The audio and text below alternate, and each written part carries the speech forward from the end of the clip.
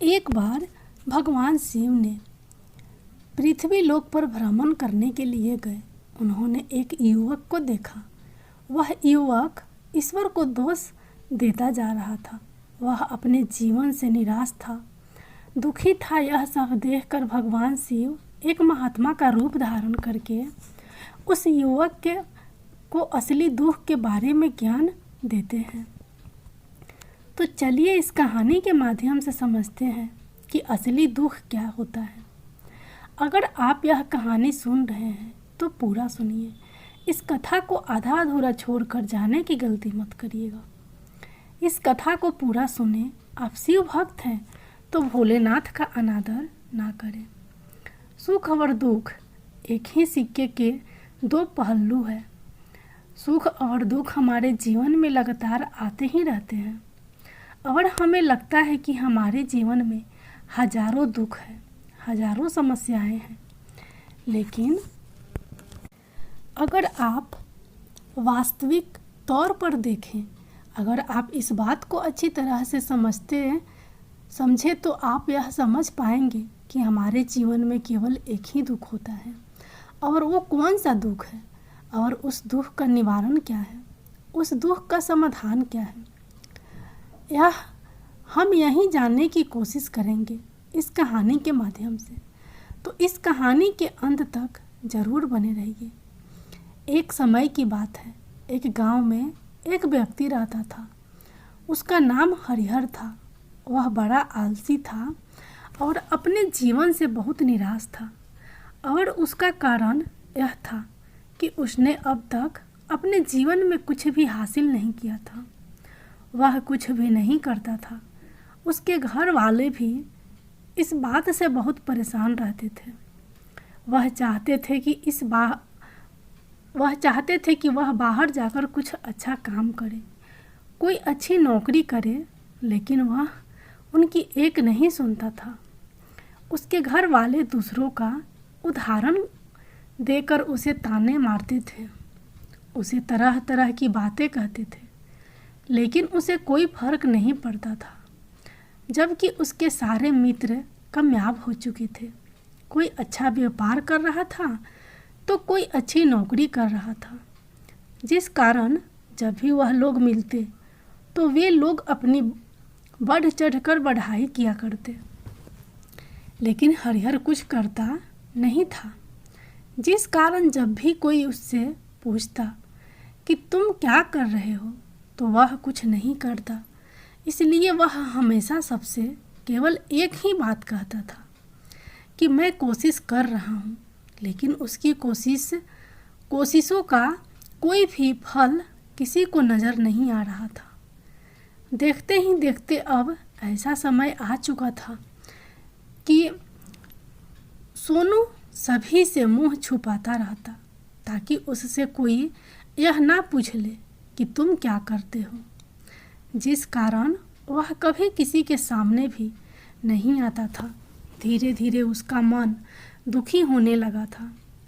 हरिहर अब बहुत निराश होने लगा था, मानो वह इस धरती पर बोझ है, जिस कारण वह अपने आप को बहुत अकेला महसूस करता, बहुत तन्हा महसूस करता। एक दिन तो उसके मन में यह भी विचार उत्पन्न होने लगे कि मेरे हाथों में कुछ नहीं है तो मैं क्या कर सकता हूँ। अकेले बैठकर वह रोता रहा और भगवान को दोष देता रहा। एक दिन छुपता छुपता हुआ घर से निकलकर कहीं जा रहा था।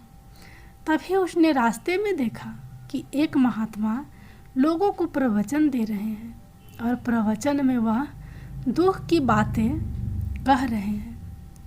हरिहर अपना मुंह छुपाकर वहीं पर खड़ा हो गया ताकि उसे कोई देख न ले और चुपचाप उन महात्मा जी की बातें सुन रहा था। महात्मा जी सभी को प्रवचन में कह रहे थे कि दुख हमारा सबसे बड़ा साथी है।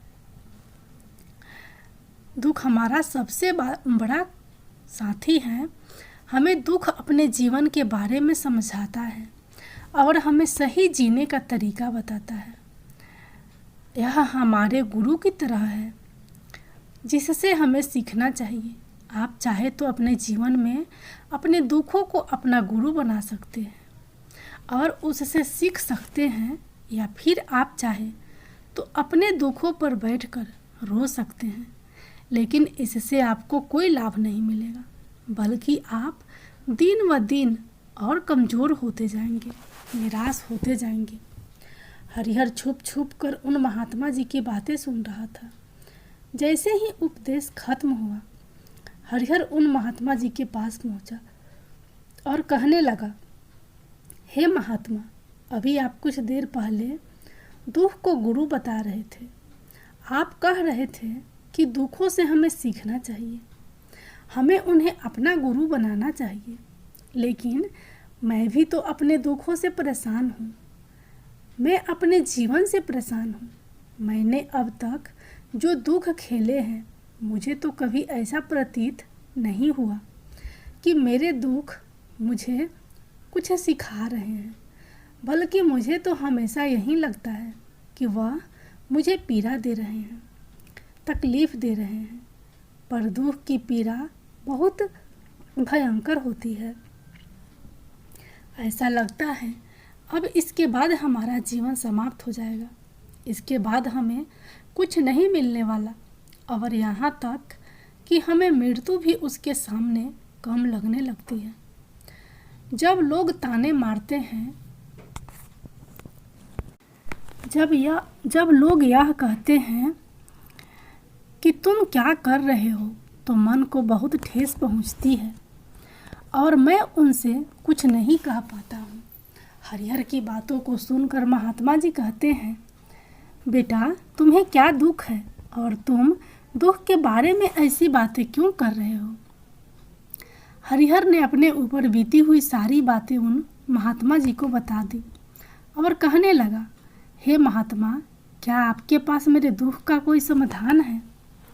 हरिहर की बातें सुनकर महात्मा जी मुस्कुराए और कहने लगे, बेटा, जब तुम्हारे जीवन में असली दुख आए तो तुम मेरे पास आना, मैं तुम्हारे दुख का समाधान अवश्य बताऊंगा।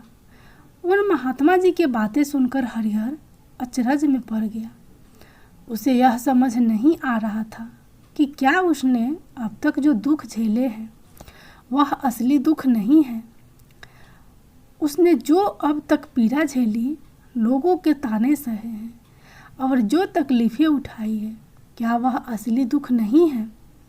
आगे वह मन ही मन अपने आप से कहता है कि जब मुझे मेरे अपने नहीं समझ पाए तो यह महात्मा जी मुझे क्या समझेंगे। इतना सोचकर हरिहर वहाँ से चला आया अपने घर की ओर। अब हरिहर लोगों के ताने सुन सुनकर बहुत थक चुका था। वह बहुत निराश हो चुका था, जिस कारण उसने निर्णय लिया कि वह अब कुछ करके दिखाएगा। उसने अपने पिता से थोड़ा सा रुपया लिया और उस रुपये से उसने एक व्यापार शुरू किया। उसके पिता बहुत खुश थे कि कम से कम मेरा बेटा कुछ करने का प्रयास तो कर रहा है, लेकिन उसे व्यापार में कोई सफलता नहीं मिल रही थी, जिस कारण वह बहुत हताश हो चुका था, वह बहुत निराश हो चुका था। हरिहर को यह समझ नहीं आ रहा था कि वह क्या करे, किस तरह से अपने व्यापार को आगे बढ़ाए। तभी उसके पिता ने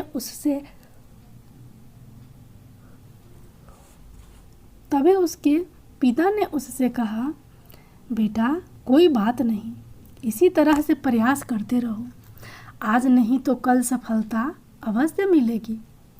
हरिहर ने अपने पिता की बात मानी। हरिहर अब अपने व्यापार में और भी कड़ी मेहनत करने लगा।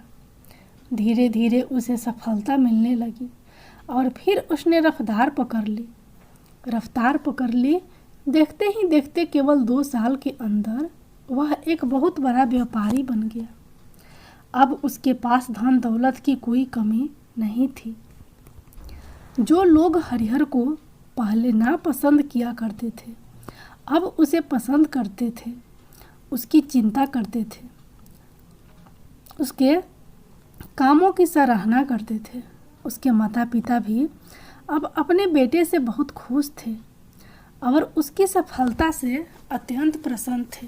धीरे धीरे हरिहर के मित्रों की संख्या लगातार बढ़ती जा रही थी।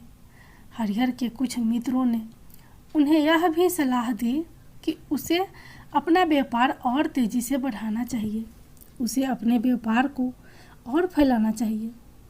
जब तुम आज केवल इस नगर के सबसे बड़े व्यापारी हो, तब तुम इतना खुश हो, तुम्हारे साथ बहुत सारे लोग हैं। वहीं पर तुम सोचो कि जब तुम इस राज्य के सबसे बड़े व्यापारी बन जाओगे, तब तुम्हारे यहाँ पर लोगों की भीड़ लग जाएगी।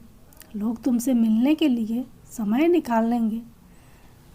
यहाँ तक कि इस राज्य का राजा भी तुमसे मिलना चाहेगा, तुम्हारी तारीफ करेगा, और यदि कभी ऐसी ज़रूरत आ पड़ी तो वह तुमसे धन भी उधार लेने के लिए अवश्य आएगा।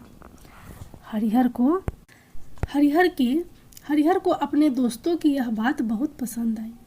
हरिहर ने सोचा कि मेरे मित्र सही कह रहे हैं, मुझे अपने व्यापार को और बड़ा करना चाहिए और फैलाना चाहिए। तभी तो हर कोई मेरे बारे में जान सकेगा, हर कोई मुझे पहचान सकेगा। उसने बिना देरी किए, अपने समय को बिना गंवाए अपने व्यापार में और मेहनत करने लगा। लेकिन अब की बार उसके मन में धैर्य नहीं था, जिस कारण उसने कुछ अनुचित कदम उठाए ताकि उसका व्यापार जल्द से जल्द और बड़ा हो जाए। उसने कई लोगों से अधिक मात्रा में धन उधार ले लिया, जिससे उसके ऊपर काफ़ी कर्ज बढ़ चुका था। और इतना ही नहीं, वह यहाँ पर नहीं रुका। उसने अधिक से अधिक मुनाफा कमाने के चक्कर में अपने माल की गुणवत्ता को खराब कर दिया, जिससे अब उसके मॉल में वह बात नहीं रह गई थी जो पहले हुआ करती थी। लेकिन वह अपने मित्रों की बात सुनता रहा। जैसा उसके मित्र कहते थे वह वैसा ही करता चला जा रहा था। यहाँ तक कि उसने अपने व्यापार को और भी तीव्रता से बढ़ाने के लिए अपने दूसरे छोटे व्यापारियों के खिलाफ षड्यंत्र भी रचना शुरू कर दिए, जिस कारण उसके मन में अब पहले जैसा वह सुकून नहीं था। उसे अब रातों को नींद नहीं आती थी। अब उसके मन में केवल एक ही विचार रहता, किस तरह से उसका व्यापार पूरे राज्य में फैल जाएगा और वह इस राज्य का सबसे बड़ा व्यापारी बन जाएगा। जिस कारण वह दिन रात केवल इसी मेहनत में लगा रहता कि उसका व्यापार जल्द से जल्दी और बड़ा हो जाए। हरिहर के पास नौकर चाकर सभी सुख सुविधाएं थी, लेकिन उसके बावजूद भी उन चीज़ों का लाभ नहीं उठा पा रहा था, क्योंकि उसका पूरा ध्यान केवल अपने व्यापार को और उन्नति पर ले जाना था। एक दिन हरिहर एक मार्ग से होकर गुजर रहा था। तभी रास्ते में हरिहर को उन महात्मा का आश्रम दिखाई पड़ा। यह देखकर वह उन महात्मा जी के पास गया और उनसे कहने लगा, हे महात्मा जी, आपने कहा था कि जब मेरे जीवन में कोई असली दुख आए तो तब मैं आपके पास आऊं। इस कारण मैं यहाँ पर आया हूँ। आज मैं बहुत दुखी हूँ। मैं रातों को सो नहीं पाता। मेरे पास सब कुछ होते हुए भी मैं उनका लुत्फ़ नहीं उठा पाता।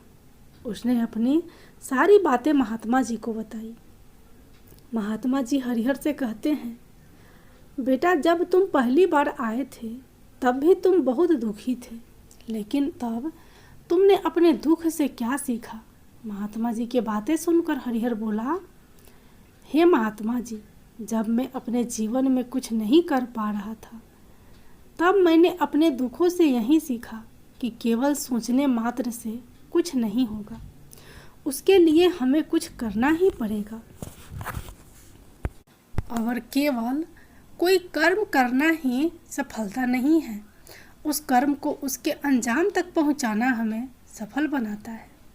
फिर चाहे रास्ता कैसा भी हो, फिर चाहे परिस्थितियाँ कैसी भी क्यों ना हो, फिर चाहे कितनी ही बाधाएं आपके रास्ते में क्यों ना आ जाए, चाहे ऐसा क्यों ना लगने लगे कि अब हमारे जीवन में कुछ नहीं बचा, हम कुछ नहीं कर सकते, तब भी हौसला बनाए रखो, उम्मीद ना छोड़े और अपने कार्य पर डटे रहो, यह सोचकर कि जब तक मैं अपने कार्य को सफल नहीं कर लेता, जब तक मैं अपने लक्ष्य तक नहीं पहुंच जाता, तब तक मैं इस कार्य को करता रहूँगा।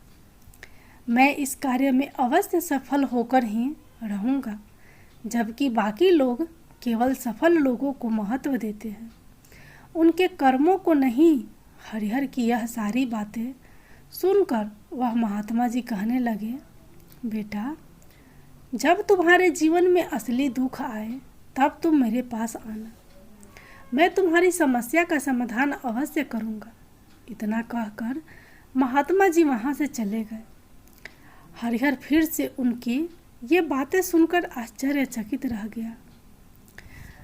उसे अभी यह समझ नहीं आ रहा था कि उसने जो तकलीफ़ें अभी तक जो सही है, क्या ये असली दुख नहीं है।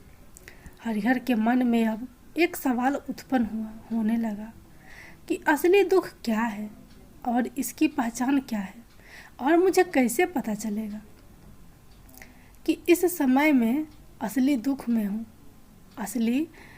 लेकिन उसने कुछ नहीं कहा। तभी वह महात्मा हरिहर के पास एक बड़ा सा घड़ा लेकर पहुँच जाते हैं। उस घड़े के अंदर सोने के सिक्के थे। उस घड़े को देते हुए वह महात्मा हरिहर से कहते हैं, बेटा, तुम इसे उस पैर के नीचे मिट्टी में दबा दो, क्योंकि यह मेरे किसी काम का नहीं है। जब मुझे इसकी ज़रूरत पड़ेगी तब मैं वहाँ से खोद कर इसे निकाल लूँगा, लेकिन अभी के लिए इसे वहाँ पर मिट्टी के नीचे दबा दो। हरिहर ने उस महात्मा जी की बात मान ली और वह घड़ा मिट्टी में दबा दिया। इतना सब करके हरिहर उन महात्मा जी को प्रणाम करता है और वहाँ से वापस अपने घर की ओर लौट जाता है। धीरे धीरे समय व्यतीत गया। समय के साथ साथ हरिहर व्यापार में भी ज़्यादा उन्नति कर चुका था, लेकिन माल की गुणवत्ता अच्छी ना होने के कारण अब उसके व्यापार में घाटा होने लगा और धीरे धीरे ऐसा समय आया कि उसका व्यापार पूरी तरह से चौपट हो गया। अब उसके पास कुछ नहीं बचा था। अपने दोस्तों से जो कर्ज लिए थे वो कर्ज भी उसे चुकाने थे, लेकिन हरिहर यह सोच कर निश्चित था कि उसने वह कर्ज अपने मित्रों से लिए हैं, जिस कारण वह उन्हें लौटाने में थोड़ी देर अवश्य कर सकता है। वह तो यह सोच रहा था कि उसके मित्र उसका बुरे समय पर साथ देंगे, लेकिन सबसे पहले उसके मित्र ही उसे अपना कर्ज वापस लौटने की मांग करने लगे। तब हरिहर को एहसास हुआ कि कोई भी अपना नहीं है। उसने अपने मित्रों से उस कर्ज को लौटाने के लिए थोड़ी सी मोहलत मांगी, लेकिन हरिहर के किसी भी मित्र ने उस कर्ज को लौटाने के लिए मोहलत नहीं दी, बल्कि वे लोग उसे जान से मारने की धमकी देने लगे। अपने मित्र के मुंह से यह सब सुनकर हरिहर बहुत ही आश्चर्यचकित रह गया। वह जो कुछ सोच रहा था उसके साथ सब कुछ उल्टा हो रहा था। व्यापार के चलते उसके इतने मित्र बने थे, इतने शुभचिंतक बने थे, पर वह सब उससे दूर जाने लगे। हर कोई उससे पीछा छुड़ाना चाहता था, कोई भी उसका साथ नहीं देना चाहता था। धीरे धीरे उसकी सारी संपत्ति नीलाम हो गई। अब उसके पास कुछ नहीं बचा था। वह सड़क पर आ चुका था। एक दिन हरिहर ने अपने पिताजी से कहा कि मेरी मदद कीजिए, मेरे ऊपर बहुत कर्ज है, मुझे उसे लौटाना है। कृपा करके मुझे थोड़ा सा धन दे दीजिए। इस पर हरिहर के पिता ने हरिहर से कहा, बेटा, पास यहीं एक छोटा सा घर है।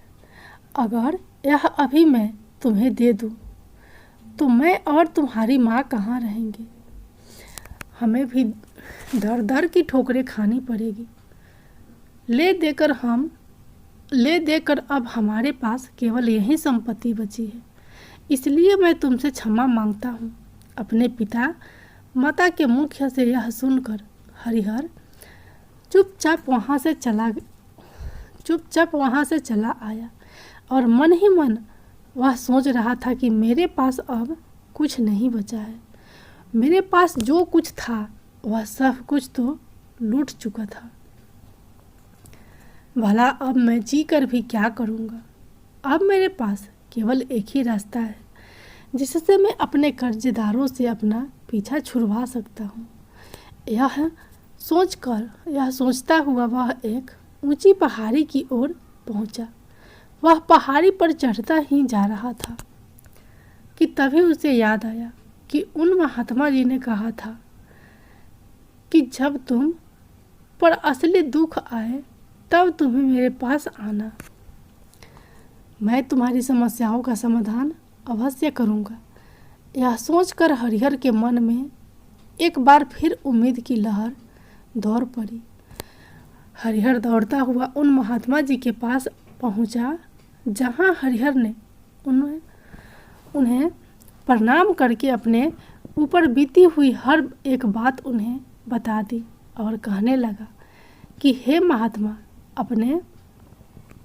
आपने कहा था कि जब मेरे ऊपर असली दुख आए तब आप उसका समाधान अवश्य करेंगे। तभी वह महात्मा जी हरिहर की इस बात को सुनकर मुस्कुराने लगे और कहते हैं कि बेटा, कहाँ है असली दुख? जब तुम्हारे जीवन में असली दुख आएगा तो मैं उसका समाधान अवश्य करूँगा। जब उन महात्मा जी के मुख से यह सुनकर हरिहर के सब्र का बांध टूट गया और हरिहर ने उन महात्मा जी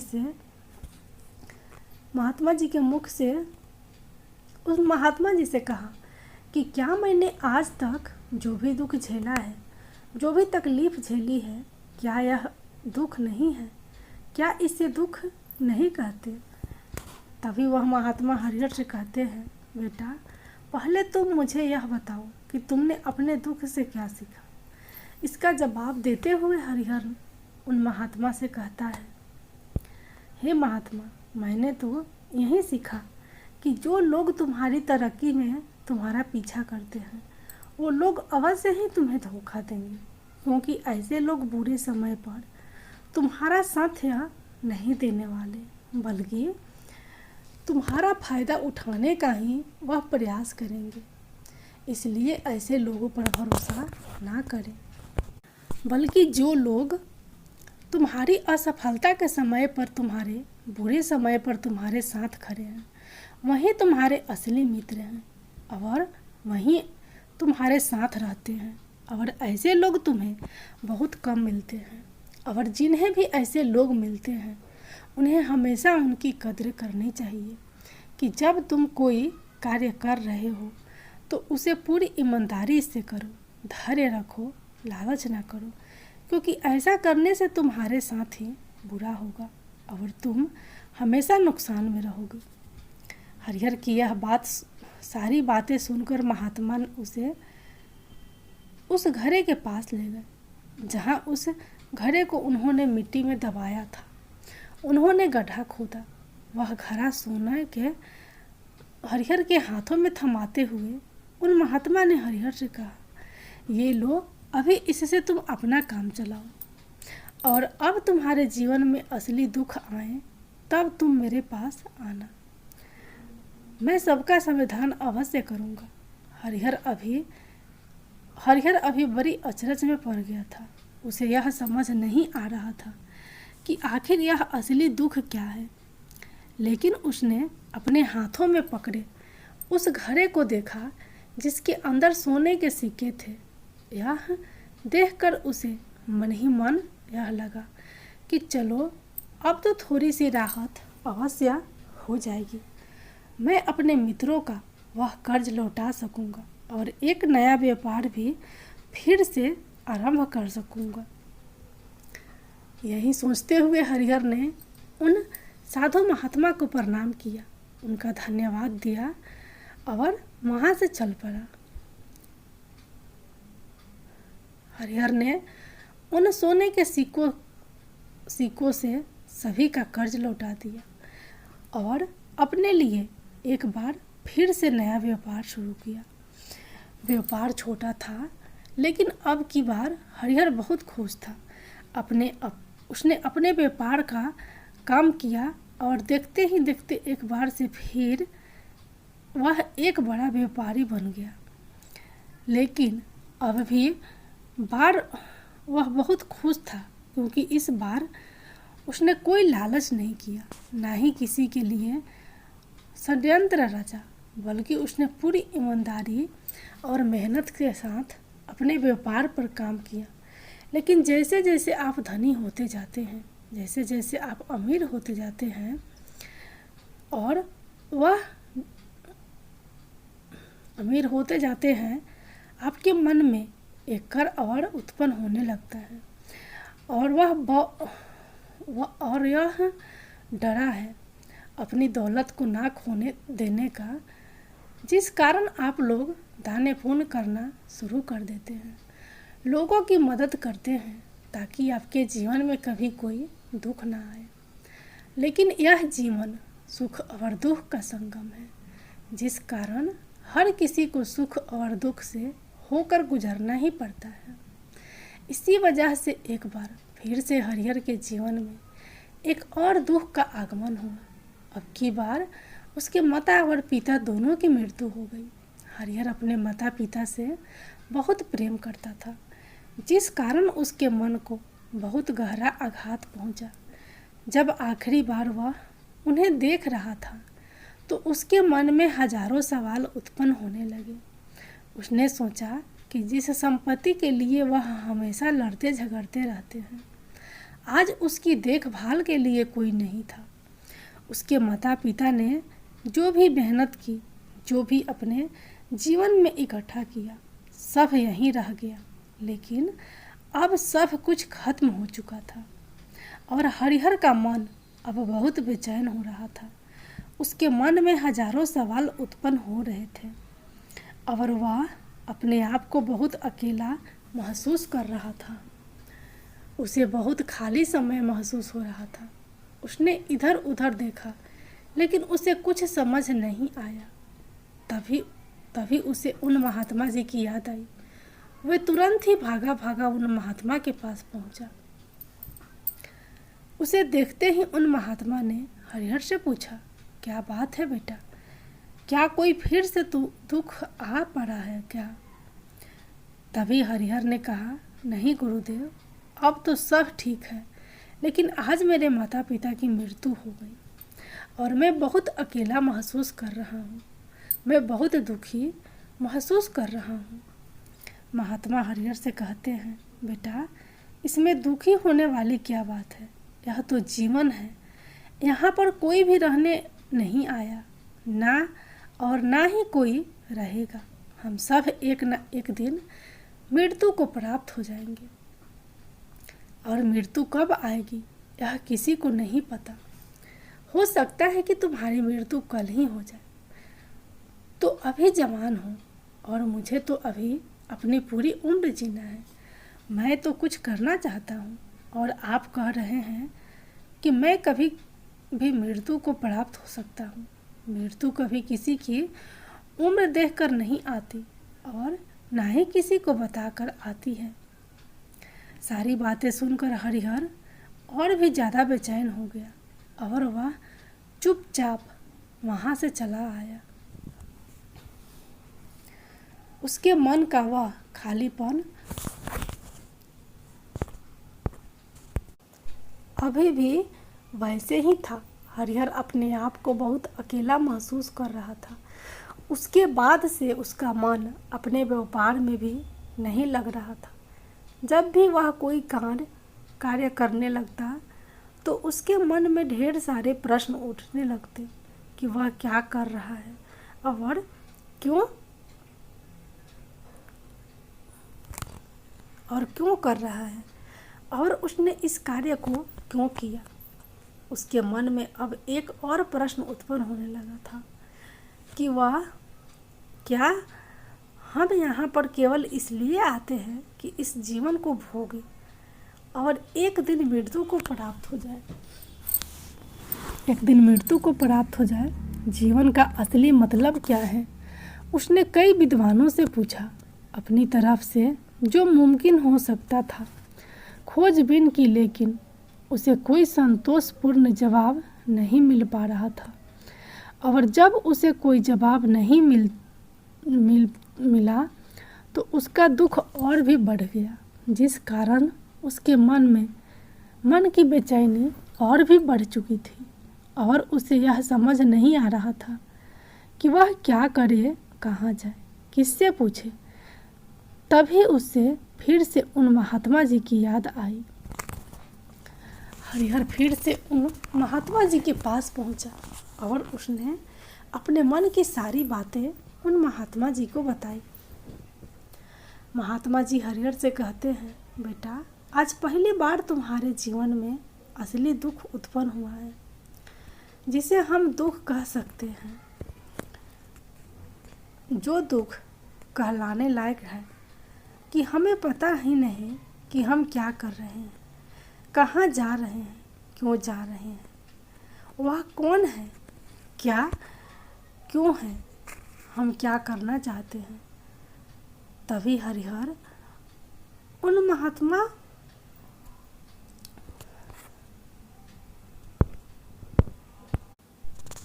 उसे उन महात्मा जी की याद आई। वे तुरंत ही भागा उन महात्मा के पास पहुंचा। उसे देखते ही उन महात्मा ने हरिहर से पूछा, क्या बात है बेटा, क्या कोई फिर से दुख आ पड़ा है क्या? तभी हरिहर ने कहा, नहीं गुरुदेव, अब तो सब ठीक है, लेकिन आज मेरे माता पिता की मृत्यु हो गई और मैं बहुत अकेला महसूस कर रहा हूँ, बहुत दुखी महसूस कर रहा हूँ। महात्मा हरिहर से कहते हैं, बेटा, इसमें दुखी होने वाली क्या बात है? यह तो जीवन है। यहाँ पर कोई भी रहने नहीं आया और ना ही कोई रहेगा। हम सब एक ना एक दिन मृत्यु को प्राप्त हो ही जाएंगे और मृत्यु कब आएगी यह किसी को नहीं पता। हो सकता है कि तुम्हारी मृत्यु कल ही हो जाए। मैं तो अभी जवान हूँ और मुझे तो अभी अपनी पूरी उम्र जीना है।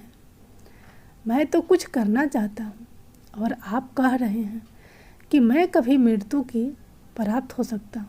मृत्यु कभी किसी का उम्र देखकर नहीं आती और ना ही किसी को बता कर आती है। सारी बातें सुनकर हरिहर और भी ज़्यादा बेचैन हो गया और चुपचाप वहाँ से चला गया। उसके मन का वह खालीपन अभी वैसे ही था। हरिहर अपने आप को बहुत अकेला महसूस कर रहा था। उसके बाद से उसका मन अपने व्यापार में भी नहीं लग रहा था। जब भी वह कोई कार्य करने लगता तो उसके मन में ढेर सारे प्रश्न उठने लगते कि वह क्या कर रहा है, क्यों कर रहा है और उसने इस कार्य को क्यों किया। उसके मन में अब एक और प्रश्न उत्पन्न होने लगा था कि क्या हम यहाँ पर केवल इसलिए आते हैं कि इस जीवन को भोगे और एक दिन मृत्यु को प्राप्त हो जाए। जीवन का असली मतलब क्या है? उसने कई विद्वानों से पूछा, अपनी तरफ से जो मुमकिन हो सकता था खोजबीन की, लेकिन उसे कोई संतोषपूर्ण जवाब नहीं मिल पा रहा था।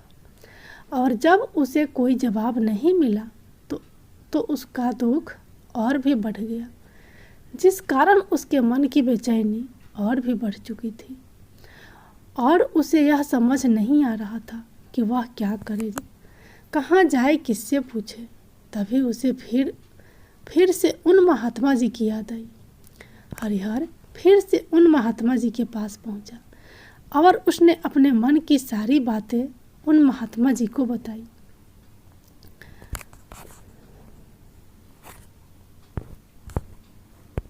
महात्मा जी हरिहर से कहते हैं, बेटा, आज पहली बार तुम्हारे जीवन में असली दुख उत्पन्न हुआ है, जिसे हम दुख कह सकते हैं, जो दुख कहलाने लायक है कि हमें पता ही नहीं कि हम क्या कर रहे हैं, कहाँ जा रहे हैं, क्यों जा रहे हैं, वह कौन है, क्या है, क्यों है, हम क्या करना चाहते हैं। तभी हरिहर उन महात्मा से कहते हैं कि गुरुदेव, आप मेरे इस दुख का निवारण कीजिए। महात्मा जी हरिहर से कहते हैं, हम सबके अंदर क्रोध, लालच, लोभ जैसी कई वासनाएं हमारे अंदर घर करके बैठ जाती है, जिस कारण हम अपने जीवन को टुकड़ों में जीते हैं और हमारी चेतना कभी एक नहीं हो पाती। हम कभी एक जगह सोच नहीं पाते, समझ नहीं पाते और हमारी ऊर्जा शक्ति भी पूरी तरह छीन भिन्न हो जाती है। और आजकल के इस दौर में हमारे पास इतना भी समय नहीं है कि हम एक पल निकाल करके, एक पल के लिए मुड़कर अपने आप को देख सके, अपने आप को समझ सके कि वास्तविकता में हर कोई यहाँ पर अपने जीवन भर केवल दुख कर चिल्लाता रहता है, उसका समाधान निकालने का हर मुमकिन प्रयास करता है, लेकिन जिसे हम दुख समझते हैं वह तो दुख है ही नहीं, तो इसका समाधान आपको कहाँ से मिलेगा। यह तो परिस्थितियाँ हैं जिसके कारण हम अपने आप को दुखी समझते हैं, अपने आप को तकलीफ़ में समझते हैं। जैसे ही हम एक परिस्थिति से निकलते हैं, हम किसी दूसरी परिस्थिति में फंस कर रह जाते हैं।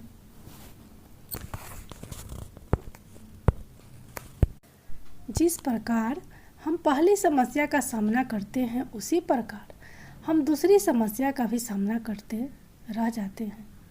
और जब हम इन परिस्थितियों से हार मान लेते हैं, जब हमें लगता है कि हाँ, अब हमारे सामने कोई रास्ता नहीं बचा, तब हमारे सामने हमें केवल एक ही रास्ता नज़र आता है और वह है मृत्यु। लेकिन यह कोई समाधान नहीं है, यह कोई रास्ता नहीं है। इसलिए यदि आप सचमुच अपनी समस्याओं का समाधान चाहते हैं तो अपने आप को इकट्ठा करना सीखें, अपनी ऊर्जा को इकट्ठा कीजिए और अपने ऊपर ध्यान लगाकर मृत्यु से पहले अपने आप को पहचानो, अपने आप को जानो, अपने आप को बिखरने ना दो। तभी हरिहर उन महात्मा जी से कहता है, हे गुरुदेव, क्या फिर हमें इस जीवन को नहीं जीना चाहिए? क्या हमें अपनी इच्छाओं को पूरा नहीं करना चाहिए? महात्मा जी हरिहर से कहते हैं कि हमें किसी से भी लगाव नहीं रखना चाहिए, हमें अपनी इच्छाओं को मार देना चाहिए, हमें संपत्ति इकट्ठा नहीं करनी चाहिए, क्योंकि हम मनुष्य की इच्छाएं, कामनाएं ऐसी ही होती हैं जैसे मानो कि एक पर्वत से गिरता हुआ झरना, जिस पर किसी का नियंत्रण नहीं है सिवाय देखते रहने के और परेशान होने के। लेकिन जब तुम अपने ऊपर ध्यान देने लगते हो, तब तुम अपने आप को पहचान जाते हो, समझ जाते हो, तब तुम इस पर नियंत्रण पा सकते हो। तब इच्छाएं भी तुम्हारे बस में होती है और यही तुम चाहो तो उन इच्छाओं की पूर्ति अवश्य कर सकते हो। महात्मा जी की यह सभी बातें सुनकर हरिहर ने महात्मा जी से कहा, हे गुरुदेव, आपको बहुत बहुत धन्यवाद। आपने मेरी सबसे बड़ी समस्या का समाधान आज कर दिया। मैं आज से अपने आप को एकत्रित करूँगा। गुरुदेव, मानव शरीर में बहुत ऊर्जा है, बहुत शक्ति है, पर वह बेकार है, कर्मों में लग जाती है, जिस कारण हमारा जीवन भी बेकार की चीज़ों से लग जाता है। लेकिन हम कभी भी इस प्रकार अपना ध्यान नहीं देते, हम कभी भी अपनी ऊर्जा को केंद्रित नहीं करते, अपने ऊपर कभी ध्यान नहीं देते। हमारा जीवन भी कुछ ऐसा ही है। हम अपने जीवन में हमेशा ऊपर वालों के सवाल करते रहते हैं कि हमारे जीवन में इतना दुख क्यों है। हम सभी के मन में यह सवाल तो अवश्य उठता है, और इसका जवाब है कि वह ईश्वर यह चाहता है कि हम अपने जीवन के अंतिम दुख तक पहुंच सके, उस गहराई तक पहुंच सके जहां पर हमें यह पता चल सके कि हमने अभी तक अपने आप को नहीं जाना, अपने आप को नहीं पहचाना। मानव शरीर के अंदर जो ऊर्जा है, जो शक्ति है, उसके बारे में हम अभी तक नहीं जानते। हम अपने आप को चाहे तो एकत्रित कर सकते हैं, अपने आप को नियंत्रण पा सकते हैं, लेकिन हम अपनी इस ऊर्जा को व्यर्थ की चीज़ों में लगा देते हैं, जिस कारण हम अपने आप को कभी नहीं पहचान पाते और ना ही कभी अपने आप पर नियंत्रण पा सकते हैं। लेकिन यदि आप अपने आप को जानना चाहते हैं, अपने आप को पहचानना चाहते हैं, तो पहले आपको खुद को एकत्रित करना होगा, अर्थात ध्यान लगाना होगा। ध्यान से ही आप अपनी उन समस्याओं का समाधान निकाल सकते हैं।